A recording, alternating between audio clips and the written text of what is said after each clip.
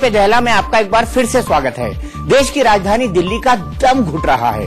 प्रदूषण का आलम यह है कि दिवाली से एक हफ्ता पहले ही दिल्ली वाले दहशत में आ गए हैं। दिल्ली गैस चैम्बर की तरह बन गई है। दिल्ली ही नहीं, एनसीआर के शहरों में भी सांस लेना दूभर हो गया है। हम आपको विस्तार से बताएंगे कि दिल्ली और एनसीआर में किस तरह से एयर क्वालिटी इंडेक्स खतरनाक स्तर को छू गया है। हमारे रिपोर्टर आपको ग्राउंड रिपोर्ट भी देंगे, लेकिन उससे पहले हम आपको दिल्ली के लोगों से मिलाते हैं जो पिछले कुछ दिनों से जहरीली सांस लेने को मजबूर हैं।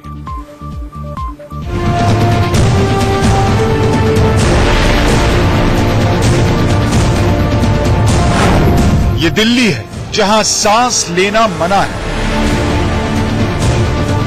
हमें ब्रेथ लेने में प्रॉब्लम होती है, आंखों में वो धुआं लगता है और इस बार कुछ ज्यादा ही है और साथ साथ दिवाली भी आ रही है तो ये ज्यादा ही होने के चांसेस हैं। धूल की चादर ऐसी कि दिखाई पड़ना मुश्किल। आप खुद देख रहे हैं कि कुछ नहीं दिखाई दे रहा और सांस लेने में तो दिक्कत है ही है। और मैं समझता हूं कि अस्थमैटिक पेशेंट के लिए क्या हालत होगी इस मौसम के अंदर और छोटे बच्चों का क्या हाल हो रहा होगा। बाहर निकलो तो बेचैनी सी होने लगती है। राज्य सरकार और केंद्र सरकार दोनों को मिलकर इसका सॉल्यूशन करना चाहिए। अब आप ये देखिए कि इतनी बेचैनी हो रही है कि जो बेचैनी आपको अब बाहर दिखाई दे रही है, अगर आप घर के अंदर होंगे और ऑफिसों में होंगे तो भी आपको यही लगेगा। तो ना तो घर के अंदर चैन है ना बाहर चैन है। दिल्ली का ये हाल हमने ही किया है।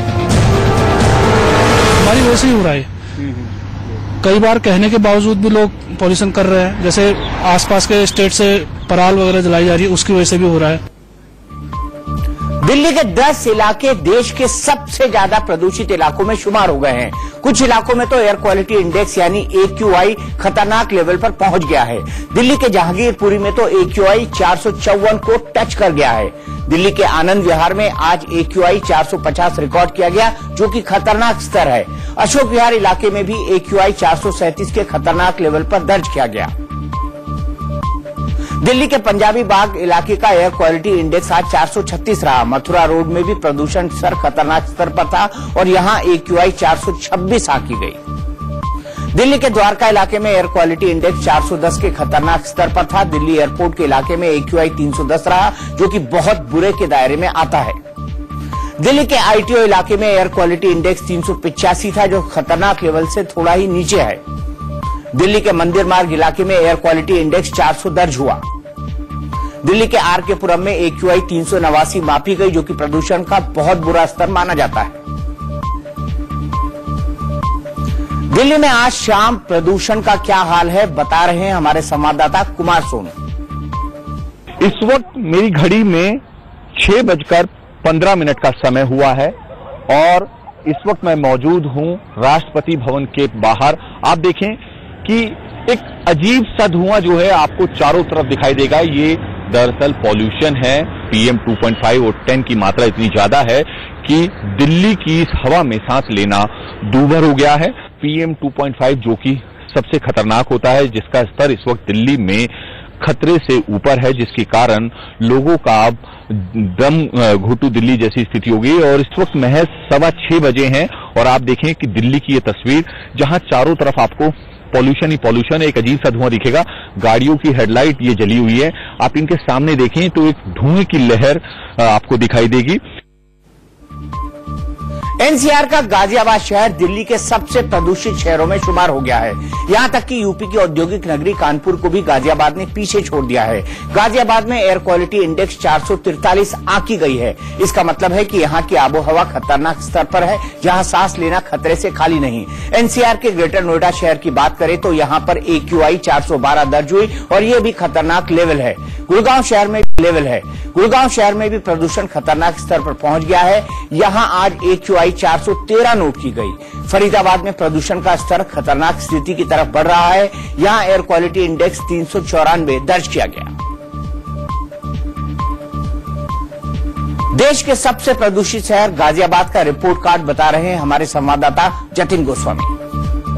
शाम के 6:30 बजे के बाद का वक्त हो रहा है और मैं देश के सबसे ज्यादा प्रदूषित शहरों में से एक गाजियाबाद में मौजूद हूं। एनसीआर का ये इलाका पूरी तरह से लोगों के लिए एयर क्वालिटी के हिसाब से खतरनाक हो गया है। गाजियाबाद की आबो हवा में आज दिन भर एक धुंधलापन छाया रहा और ये वो पॉल्यूशन है जो रोड पर इस तरह के बढ़ते ट्रैफिक के दबाव की वजह से बढ़ रहा है। इसके अलावा कई और कारण हैं जिसमें कंस्ट्रक्शन वर्क शामिल है। कहा गया था कि कंस्ट्रक्शन वर्क बंद करा दिया गया है, लेकिन उसके बावजूद रियलिटी रिपोर्ट में यह साफ हुआ था कि कई जगहों पर कंस्ट्रक्शन चल रहा है। मेरे हाथ में सेंट्रल पॉल्यूशन कंट्रोल बोर्ड की 4 बजे तक की रिपोर्ट है और इसमें भी ये साफ हो रहा है कि शाम के 4 बजे भी जो एयर क्वालिटी इंडेक्स है जिससे मापा जाता है पॉल्यूशन को, वो 451 है और देश में ये सबसे ज्यादा गाजियाबाद में पाया गया है। आप अंदाजा लगा सकते हैं कि अगर आप गाजियाबाद में रहते हैं तो सबसे ज्यादा पॉल्यूटेड जोन में आप रह रहे हैं।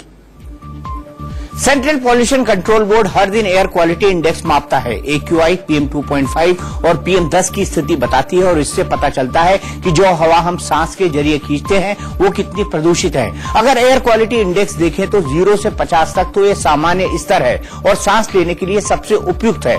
अगर AQI 51 से 100 के बीच है तो ये संतोषजनक स्थिति है। अगर AQI 101 से 200 के बीच है तो इसका मतलब ये है कि ये प्रदूषण की आहट है। 201 से 300 के बीच AQI होने का मतलब है कि प्रदूषण का स्तर बढ़ गया है और बुरे स्तर तक पहुंच गया है। अगर 301 से 400 के बीच एयर क्वालिटी इंडेक्स पहुंच जाता है तो यह स्थिति बहुत ही गंभीर मानी जाती है।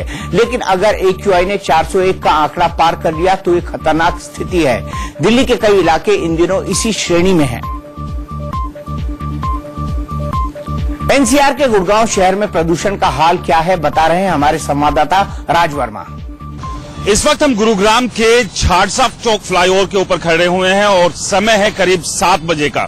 लेकिन अगर हम गुरुग्राम की बात करें तो गुरुग्राम देश का दूसरा ऐसा शहर है जो कि सबसे ज्यादा प्रदूषित है और आज अभी अगर रात 7 बजे के PM 2.5 की बात की जाए तो ये 427 का आंकड़ा छू चुका है।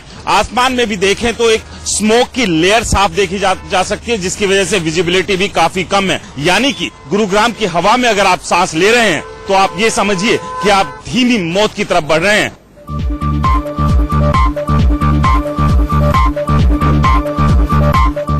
दिल्ली में लगातार खतरनाक होती आबो हवा को देखते हुए एनवायरमेंट पॉल्यूशन कंट्रोल अथॉरिटी यानी EPCA भी सख्ते में है। EPCA के चेयरमैन भूरेलाल ने यहां तक कहा कि अगर हवा की गुणवत्ता में सुधार नहीं होता तो दिल्ली में निजी वाहनों पर भी रोक लगा दी जाएगी। प्रदूषण की निगरानी के लिए दिल्ली में 44 टीमें भी तैनात कर दी गई हैं। 1 तारीख से graded response action plan implement होगा। हमने डायरेक्शन जारी कर दिए हैं, नीचे लेवल तक ये डायरेक्शन पहुंच गए हैं। जैसे जैसे स्थिति और खराब होगी या let us hope it does not deteriorate, अगर डिटेरियोरेट होती है तो हो सकता है कि हम सारी प्राइवेट गाड़ियां भी बंद करें। प्रदूषण को लेकर साल 2016 का वर्ल्ड हेल्थ ऑर्गेनाइजेशन की एक रिपोर्ट आई है जो बेहद डराने वाली है। इस रिपोर्ट के मुताबिक भारत में 2016 में प्रदूषण के चलते 5 साल से कम उम्र के 1 लाख बच्चों की मौत हुई है। प्रदूषण से 2016 में भारत में 5 साल से कम उम्र की 54,893 लड़कियां मारी गई हैं। प्रदूषण से 2016 में भारत में 5 साल से कम उम्र के 46,895 लड़के मारे गए हैं।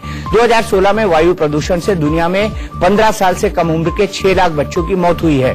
निम्न और मध्यम आय वाले देशों के 98% बच्चे वायु प्रदूषण से प्रभावित हुए हैं। WHO की रिपोर्ट के मुताबिक प्रदूषण से दुनिया में 5 साल से कम उम्र के 63 करोड़ बच्चे प्रभावित हुए हैं।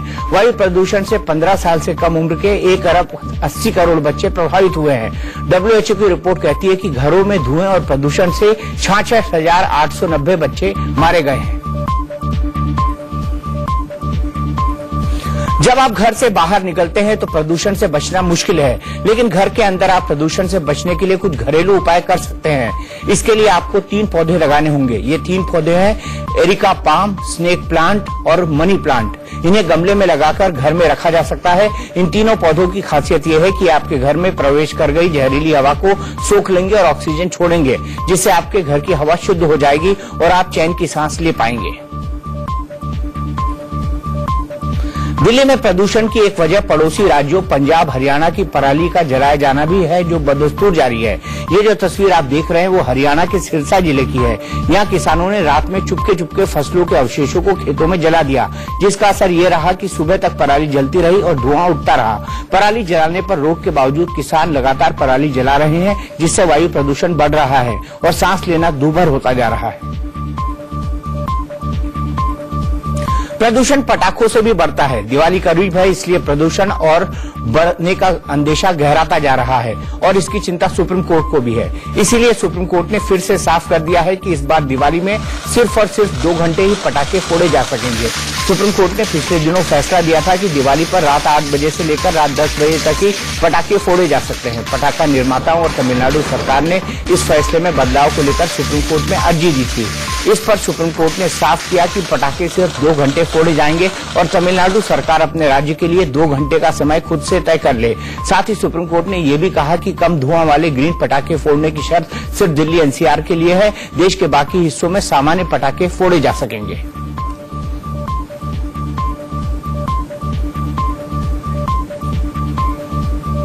गुजरात में लौह पुरुष सरदार वल्लभ भाई पटेल के सम्मान में दुनिया की सबसे ऊंची प्रतिमा का कल पीएम मोदी अनावरण करेंगे।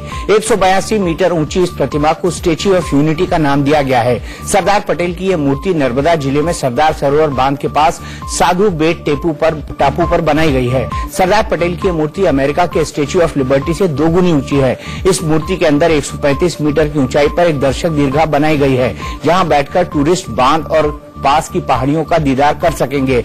इस मूर्ति के अनावरण के साथ पीएम मोदी कल 17 किलोमीटर लंबी फूलों की घाटी का भी उद्घाटन करेंगे।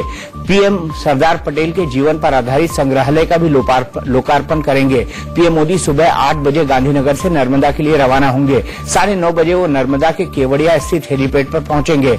9:45 पर वो फ्लावर वैली जाएंगे। 10 बजे वो टेंट सिटी का जायजा लेंगे। 10:15 पर वो स्टैच्यू ऑफ लिबर्टी का अनावरण करेंगे। लिफ्ट से दर्शक दीर्घा में जाकर वो एक सभा को भी संबोधित करेंगे। 12:30 बजे पीएम केवड़िया हेलीपैड से वडोदरा और फिर 1 बजे दिल्ली लौट आएंगे।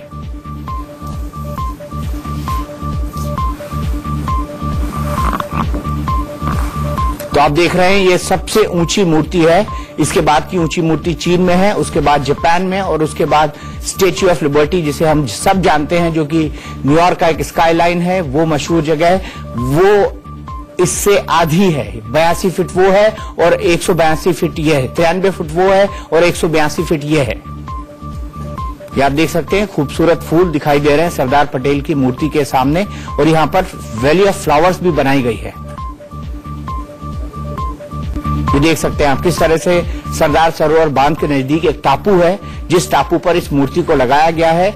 इस मूर्ति को बनाने में बहुत ज्यादा वक्त नहीं लगा है, लगभग 5 साल का वक्त लगा है मूर्ति को बनाने में। और मूर्ति को राम सुतार नाम के कारीगर ने बनाया है, जिसे पद्मश्री और पद्म भूषण से भी सम्मानित किया जा चुका है।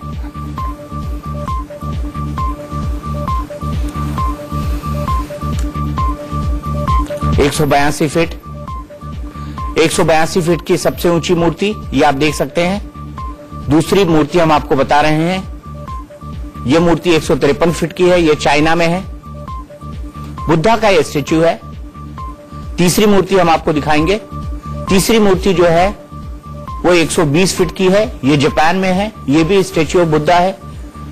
और चौथी स्टेच्यू ऑफ लिबर्टी, जिसे अमेरिका की शान कहा जाता है, लेकिन अब वो शान फीकी पड़ गई है। 93 फीट की है ये और अब 182 फीट की सरदार वल्लभ भाई पटेल की विश्व की सबसे ऊंची मूर्ति भारत में स्थित है, वो भी गुजरात में, वो भी सरदार सरोवर डैम के पास नर्मदा जिले में।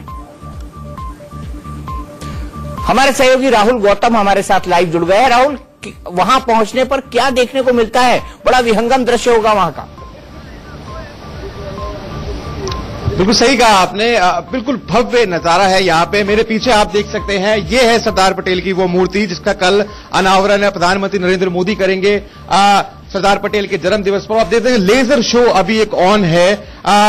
पूरी दुनिया से आप जानते हैं कि जो टेक्नीशियंस है वो आए और इस स्टैचू को बनाने के लिए हेल्प करी। इसके अलावा तकरीबन 182 मीटर की ये मूर्ति है। स्टैचू ऑफ लिबर्टी की 2 गुनी ये मूर्ति। और अगर एक अंदाजा के लिए मैं लोगों के लिए बताऊं कि कि तो एक आदमी जो औसत आदमी की जो हाइट होती है 5 फुट 6 इंच, ऐसे 100 आदमियों के बराबर ये एक मूर्ति है। साफ तौर पे कह सकते हैं कि जितना महान व्यक्तित्व सरदार पटेल का था उतनी ही बड़ी ये मूर्ति है। मैं आपको दिखाना चाहूंगा, मेरे साथ पीछे यही वो स्टेज है जहां से prime minister Narendra Modi address करेंगे देश को। तकरीबन 9 बजे वो यहां पर पहुंचेंगे। ये केवड़िया इलाका कहलाता है जहां पर मैं मौजूद हूं। ये वो स्टेज है जहां से प्रधानमंत्री संबोधन करेंगे। साथ में मुख्यमंत्री विजय रूपानी भी होंगे और इसके साथ में अगर आप देख पाए 30 कलश रखे हुए हैं जिनमें गंगा जल है और साथ में एक शिवलिंग है। अब पूरी की पूरी प्राण प्रतिष्ठा करने के बाद इस मूर्ति को देश को समर्पित कर दिया जाएगा। प्राइम मिनिस्टर यहां पे तकरीबन 3 घंटे रहेंगे। इसके अलावा वो एक वैली ऑफ फ्लावर जो बनाया गया वहां पर भी जाएंगे। कह सकते हैं कि जितनी बड़ी शख्सियत सरदार पटेल की थी उतनी ही खूबसूरत और उतनी ही बड़ी ये मूर्ति है।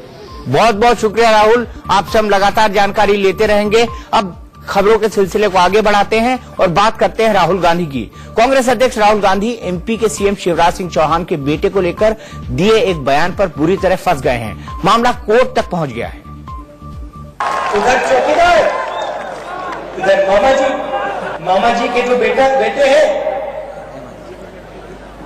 पैनामा पेपर्स में उनका नाम निकलता है। नवाज शरीफ पाकिस्तान के प्राइम मिनिस्टर का नाम निकलता है। पाकिस्तान जैसे देश में उसको जेल में डाल देते हैं, मगर यहां चीफ मिनिस्टर का बेटा, उसका नाम पैनामा पेपर्स में निकलता है तो कोई कार्रवाई नहीं होती। शिवराज सिंह चौहान के बेटे कार्तिकेय को लेकर दिया गया राहुल गांधी का यह बयान उनके गले की फांस बनता दिख रहा है। बयान से बढ़के कार्तिकेय ने राहुल के खिलाफ मानहानि का केस दर्ज करा दिया है। हालांकि राहुल को बाद में अपनी गलत बयानी का एहसास हो गया और उन्होंने अपने बयान पर सफाई भी दी। बीजेपी का इतना भ्रष्टाचार है, दाएं बाएं इतने स्कैम्स हैं कि मैं कल कंफ्यूज हो गया। कल मैंने नहीं, कल मैं कंफ्यूज हो गया। कल मैंने सोचा कि पैनामा पेपर्स वाला इतना कंफ्यूजन है, इतने स्कैम्स है। मैंने सोचा भाई पैनामा वाला मध्य प्रदेश के सीएम ने किया, नहीं पैनामा वाला मध्य प्रदेश के सीएम ने नहीं किया, मगर व्यापम वाला और वो ई टेंडरिंग वाला जरूर मध्य प्रदेश के सीएम। राहुल के यू टर्न पर शिवराज सिंह चौहान ने पलटवार किया है। उन्होंने कहा कि राहुल गांधी अपने बयान पर माफी मांगेंगे तो वो इस पर विचार करेंगे। बेटा तो राजनीति में है ही नहीं, अभी अभी उसने पढ़ाई पूरी की है, उसका नाम ले दिया। मैं सोचता हूं कि राजनीति के घटिया स्तर पर नहीं उतरना चाहिए। नहीं, वो माफी मांगेंगे तो जरूर विचार करें। माहौल चुनावी हो तो नेताओं की जुबान बहकी जाती है, लेकिन राहुल की जुबान बहकने का ये मामला अब कांग्रेस की मुसीबत बढ़ाता दिख रहा है। वहीं शिवराज सिंह चौहान के बेटे को लेकर दिए गए राहुल के बयान पर बीजेपी और कांग्रेस आमने सामने है। राहुल गांधी जी का सवाल है, इसमें कोई दो मत नहीं है। वो जन्म से ही कंफ्यूज्ड हैं और कंफ्यूजन और राहुल गांधी ये पर्यायवाची शब्द हैं। देखिए, जहां तक कांग्रेस का सवाल है, कांग्रेस 3 C का समागम है, करप्शन, कंफ्यूजन और कॉन्स्पिरेसी माने षड्यंत्र। जो भ्रम की राजनीति राहुल गांधी शुरू से ही कर रहे हैं, झूठ की राजनीति राहुल गांधी कर रहे हैं, हम सब ने देखा है। मध्य प्रदेश की जनता, 5 राज्य जहां चुनाव हो रहे वहां की जनता और भारत की जनता कंफ्यूज्ड नहीं है। वो कांग्रेस को चुनेगी नहीं, वो कांग्रेस को परास्त करेगी। कभी कभी कंफ्यूजन में ऐसी चीजें हो जाती हैं। व्यापम घोटाला मध्य प्रदेश में हुआ, ई टेंडरिंग घोटाला हुआ, इतने घोटाले मध्य प्रदेश में हो गए कि कभी कभी धोखे से भी मुंह से निकल जाता है। एक्चुअल में वो घोटाला रमन सिंह के लड़के ने किया, इसलिए ये बात उनके मुंह से स्लिप हो गई। उन्होंने स्वयं इस बात को स्वीकार किया, तो मैं समझता हूं कि इस बात को बढ़ाने की कोई जरूरत नहीं है। ऐसा पहली बार नहीं हुआ जब राहुल गांधी किसी बात को लेकर कंफ्यूज हुए हों। ऐसा कई मौकों पर हुआ है। आइए देखते हैं राहुल ने कब किस बात को लेकर गलती की और विरोधियों के निशाने पर आ गए। बड़े बड़े नाम हैं, टीपू सुल्तान जी, कृष्ण नाराजा वोडेयार जी, विश्वरैया।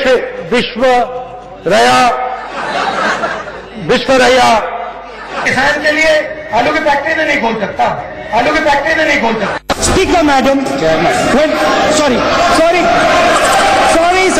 मनरेगा कोका-कोला कंपनी को शुरू करने वाला एक शिकंजी बेचने वाला व्यक्ति था। वो अमेरिका में शिकंजी बेचता था। मैकडॉनल्ड का नाम सुना होगा आपने, मैकडॉनल्ड कंपनी का नाम सुना, सब जगह देखिए मैकडॉनल्ड कंपनी, इसको चालू किसने किया, आपने क्या पता था?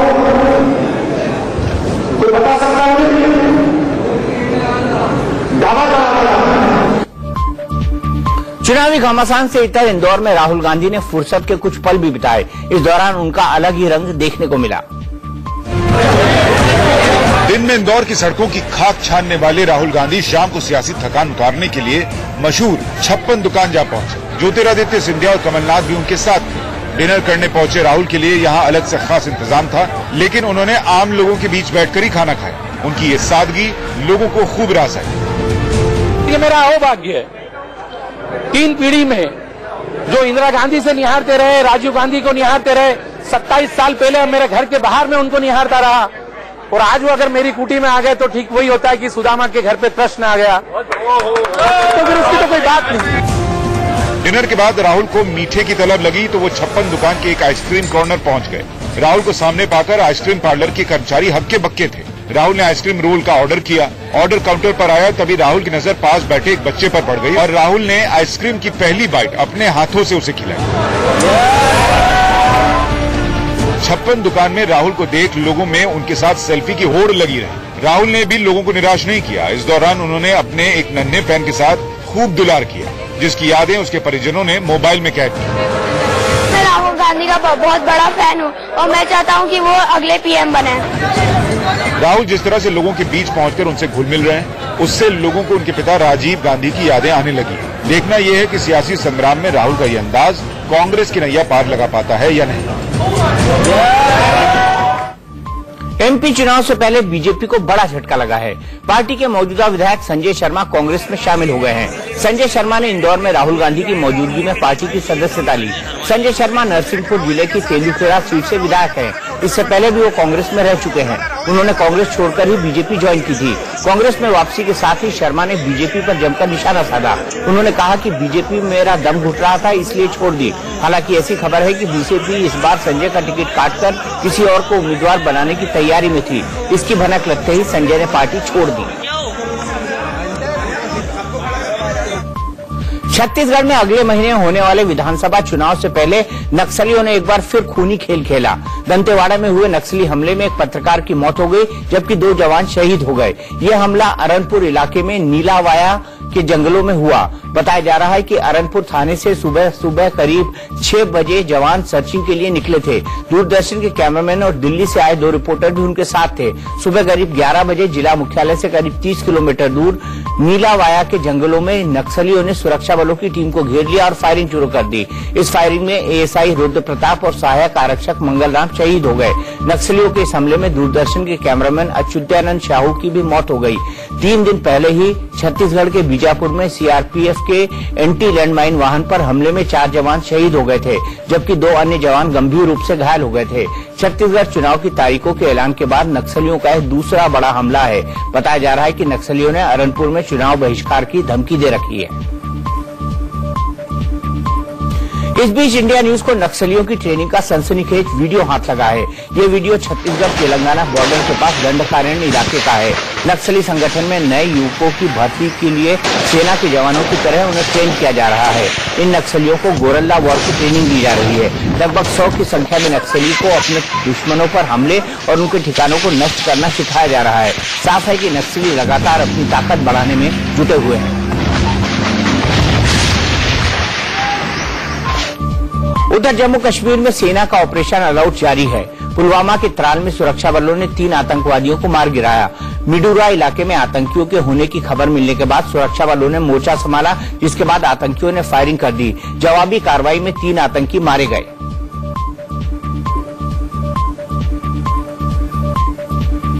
सीबीआई में नंबर 1 आलोक वर्मा और नंबर 2 राकेश अस्थाना का झगड़ा सुप्रीम कोर्ट पहुंच चुका है। ये झगड़ा जिसके चलते कोर्ट पहुंचा, अब वो भी मुश्किल में फंसता दिख रहा है। दुबई के बिजनेसमैन सतीश सना के पीछे सीबीआई भी है और उसे अब सुप्रीम कोर्ट से भी राहत नहीं मिली है। सतीश सना नाम के जिस व्यक्ति ने राकेश अस्थाना पर 3 करोड़ रुपए घूस के आरोप लगाए हैं, सीबीआई उसका लाई डिटेक्टर टेस्ट करा सकती है। सीबीआई ने सतीश सना को समन जारी किया है। समन के खिलाफ सना सुप्रीम कोर्ट पहुंचा, लेकिन सुप्रीम कोर्ट ने समन रद्द करने से इनकार कर दिया। कोर्ट ने रिटायर्ड जस्टिस ए के पटनायक की मौजूदगी में पूछताछ भी की। पूछताछ की भी मांग ठुकरा दी। सतीश सना ने अपनी जान का खतरा बताया। इस पर कोर्ट ने कहा कि अगर जान का खतरा है तो हैदराबाद पुलिस सुरक्षा देगी। सीबीआई को लेकर अभी घमासान थमा भी नहीं कि अब सरकार और आरबीआई में ठंती दिख रही है। आरबीआई ने सरकार पर छोटी अवधि वाले फायदे देखकर T20 स्टाइल में फैसले लेने का आरोप लगाया है। अब वित्त मंत्री अरुण जेटली ने आरबीआई के तौर तरीकों पर सवाल खड़े किए हैं। जेटली ने यूपीए सरकार के कार्यकाल का जिक्र करते हुए कहा कि वैश्विक आर्थिक संकट के बाद 2008 से 2014 के बीच अर्थव्यवस्था को कृत्रिम रूप से आगे बढ़ाने के लिए बैंकों का अपना दरवाजा खोलने और अंधाधुंध तरीके से कर्ज देने को कहा गया। उस वक्त केंद्रीय बैंक की निगाहें कहीं और थी। उस दौरान अंधाधुंध तरीके से कर्ज दिए गए, जिससे एक साल में कर्ज में 31% तक वृद्धि हुई, जबकि औसत वृद्धि 14% है। बैंकिंग इंडस्ट्री में बढ़ते एनपीए की यही वजह है। वित्त मंत्री का बयान ऐसे समय सामने आया है जब आरबीआई और मंत्रालय के बीच तनाव की खबरें आ रही हैं। आरबीआई के डिप्टी गवर्नर विरल आचार्य ने शुक्रवार को कहा था कि रिजर्व बैंक को ज्यादा स्वतंत्रता देने की जरूरत है। जो सरकार केंद्रीय बैंक की स्वायत्तता का सम्मान नहीं करती, उसे नुकसान उठाना पड़ता है। रिजर्व बैंक और सरकार के बीच टकराव वैसे तो कई महीनों से चला आ रहा है, लेकिन ताजा मामला पेमेंट रेगुलेटर का है। सरकार नया रेगुलेटर बनाना चाहती है, जबकि आरबीआई इसके खिलाफ है। बिहार में सीट शेयरिंग को लेकर एनडीए में पेच फंस गया है। पेच फंसाया है आरएलएसपी चीफ उपेंद्र कुशवाहा ने। कुशवाहा ने आज बीजेपी महासचिव भूपेंद्र यादव से दिल्ली में मुलाकात की, जहां सीट शेयरिंग को लेकर चर्चा हुई। जहां कुशवाहा 3 सीटों को लेकर अड़े हुए हैं, वहीं बीजेपी 1 सीट ही देना चाहती है। कुशवाहा ने कहा कि वो एनडीए में है और सम्मानजनक सीटों के लिए पीएम मोदी तक से बात करेंगे। भूपेंद्र यादव जी के माध्यम से भारतीय जनता पार्टी को अवगत करा दिया है कि हम क्या चाहते हैं। हर हाल में हम चाहेंगे कि सम्मानजनक समझौता आरएलएसपी के साथ भी सीटों को लेकर एनडीए में भारतीय जनता पार्टी और बाकी पार्टियों के साथ हमारा हो। तो इसके लिए आवश्यकता पड़ी तो हम आदरणीय प्रधानमंत्री जी से भी मिलकर बात करेंगे। इस बार हम लड़े थे और 3 सीटों पर हम जीते थे, यह सब लोगों को मालूम है ही। तो उस समय की परिस्थिति में और आज की परिस्थिति में सम्मानजनक की क्या परिभाषा आरएलएसपी के लिए हो सकती है, आप लोग खुद भी इसका आकलन कर सकते हैं। कुशवाहा ने बीजेपी पर प्रेशर बनाने के लिए आज ही मध्य प्रदेश विधानसभा चुनाव के लिए 66 प्रत्याशियों की लिस्ट भी जारी कर दी और कहा कि हम मध्य प्रदेश में अकेले चुनाव लड़ेंगे। दिल्ली की सत्ता का रास्ता यूपी से ही होकर निकलता है, इसलिए 2019 में यूपी को जीतने के लिए बीजेपी ने खास प्लान तैयार किया है। 2014 में यूपी में बीजेपी को 80 में से 71 सीटें मिली थी। 2019 में इसी रिकॉर्ड को दोहराने के लिए बीजेपी ने अभी से कमर कस ली है।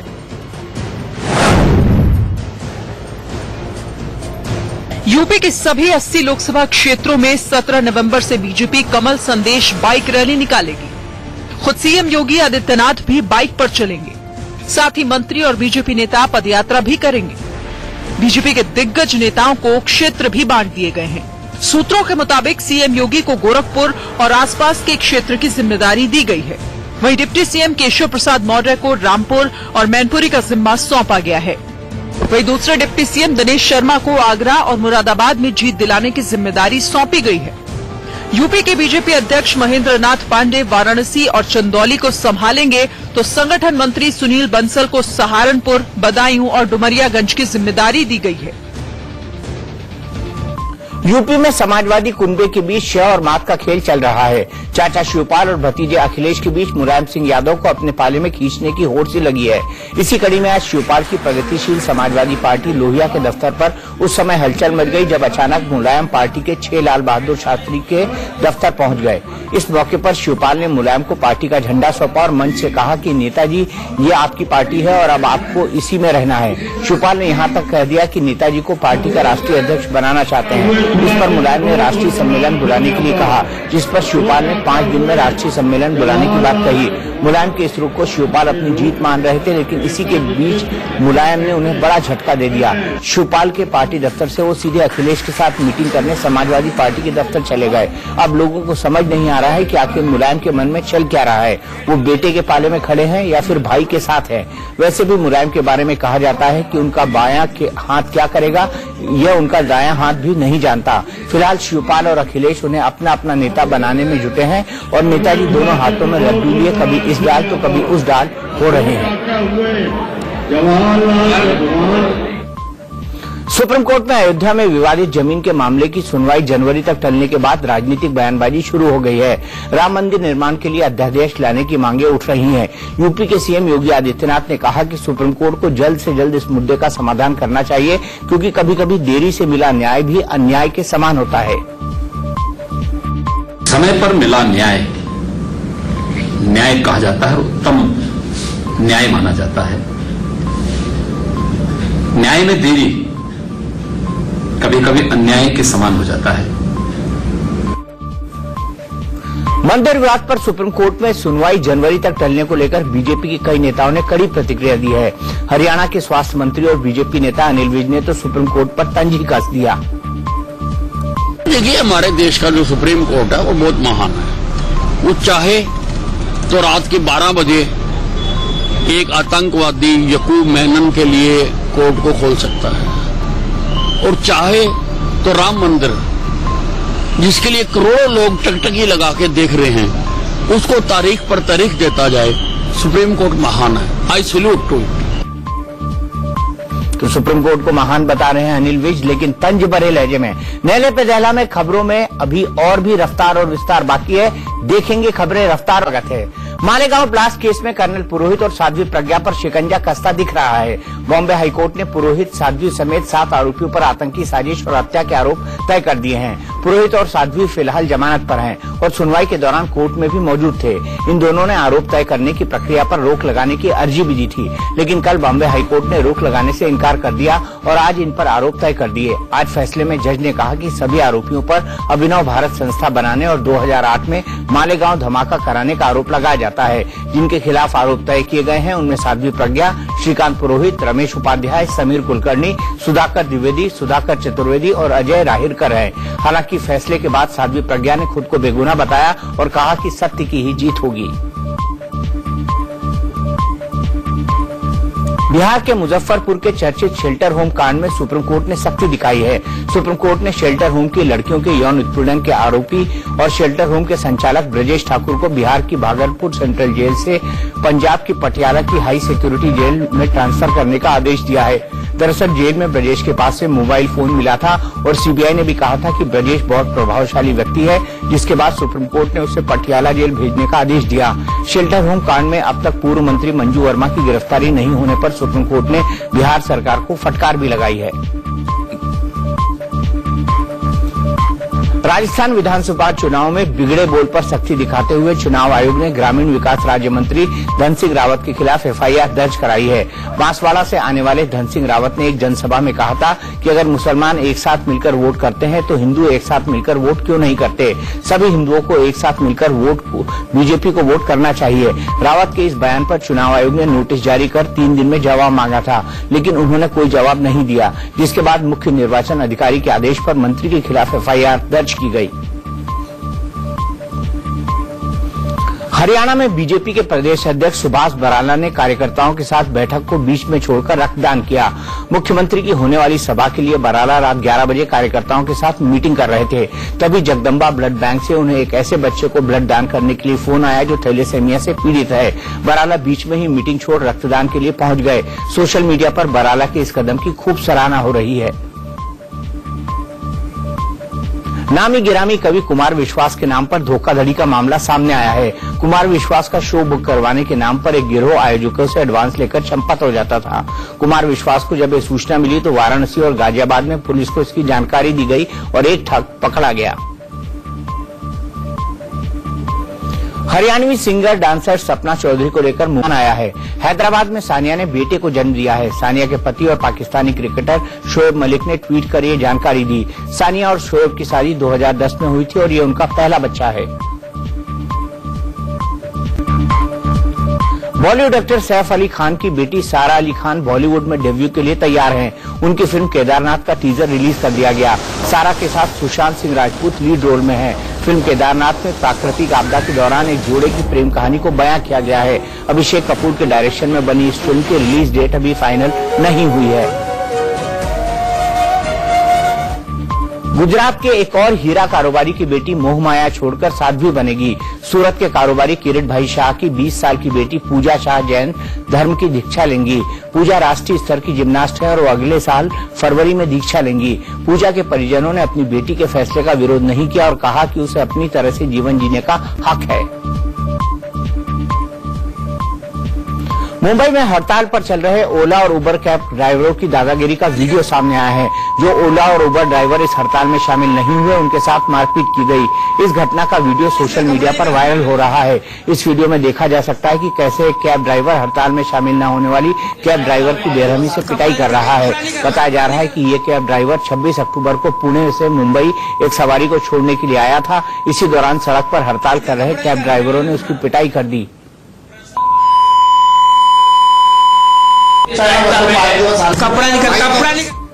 अमृतसर में एक पति को पहली पत्नी के रहते दूसरी शादी महंगी पड़ गई। दरअसल शहर के कुमार इंटरनेशनल प्लेस में एक शादी समारोह जोर शोर से चल रहा था। तभी अचानक शख्स की पहली पत्नी पुलिस के साथ पहुंच गई। पुलिस ने न सिर्फ इस शादी को रुकवा दिया बल्कि दूल्हे को मंडप से सीधे हवालात ले गए।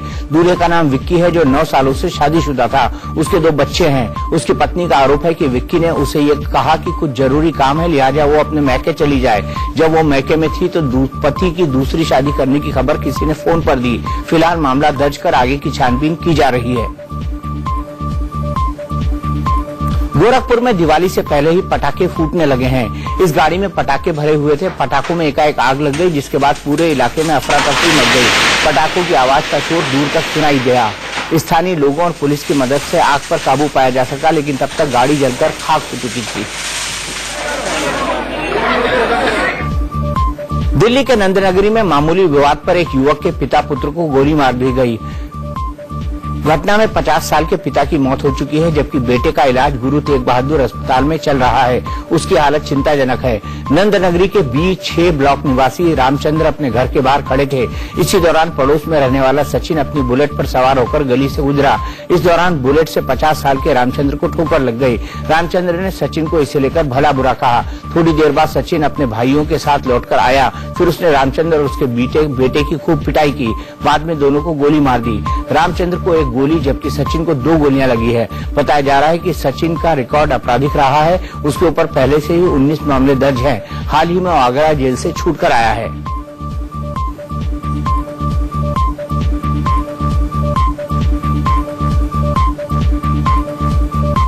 देश के सबसे अमीर उद्योगपति मुकेश अंबानी मुंबई स्थित सिद्धिविनायक मंदिर में बेटी ईशा की शादी का कार्ड चढ़ाने पहुंचे। मुकेश अंबानी की बेटी ईशा अंबानी की शादी रियल एस्टेट कारोबारी अजय पीरामल के बेटे आनंद पीरामल के साथ आने वाले 10 दिसंबर को होने वाली है। रिवाजों के मुताबिक पहला निमंत्रण गणपति बप्पा को दिया गया। नीता अंबानी हाथ में पूजा की थाल लिए हुए थी, जिसमें लाल रंग की चुनरी से ढका शादी का कार्ड रखा हुआ था। इस दौरान मुकेश के साथ उनकी पत्नी नीता अंबानी, बेटा आकाश और मां कोकिला बेन भी मौजूद थे।